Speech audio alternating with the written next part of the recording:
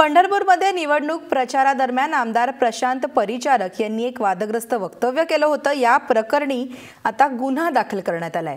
शिवसेनेचे शहरप्रमुख प्रताप चव्हाण यांनी चावडी पोलीस स्टेशनमध्ये हा गुन्हा दाखल केलाय। परिचारक यांनी कालच्या या वक्तव्याप्रकरणी आज माफी मागितली।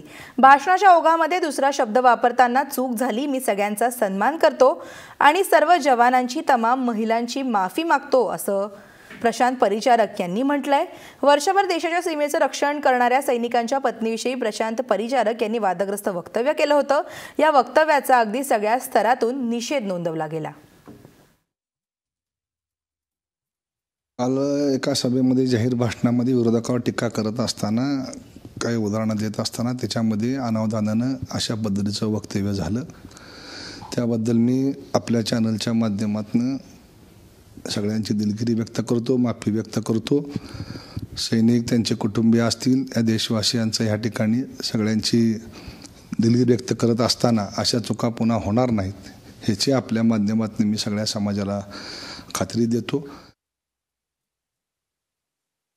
जवान दगावले, हुतात्मा झाले, त्यांच्या कुटुंबियांना काय वाटलं असेल, त्यांच्या मुलांना काय वाटतंय ह्याचा कुठलाही विचार त्यांच्या मनात आला नाही आणि म्हणून उदाहरण देत असताना त्यांनी अशा पद्धतीचं एक अत्यंत गलिच्छ त्यांच्या मानसिकतेचं दर्शन घडवलेलं आहे। मी त्यांचा शिवसेनेच्या वतीने निषेध करते आणि त्यांनी जरी माफी मागितली असेल तरी त्यांच्या मनामध्ये जवानांच्याबद्दल ज्या काही भावना आहेत त्याचं खऱ्या अर्थाने महाराष्ट्राला ओळख झालेली आहे आणि म्हणून अशा लोकांना कायमचं नाकारलं पाहिजे।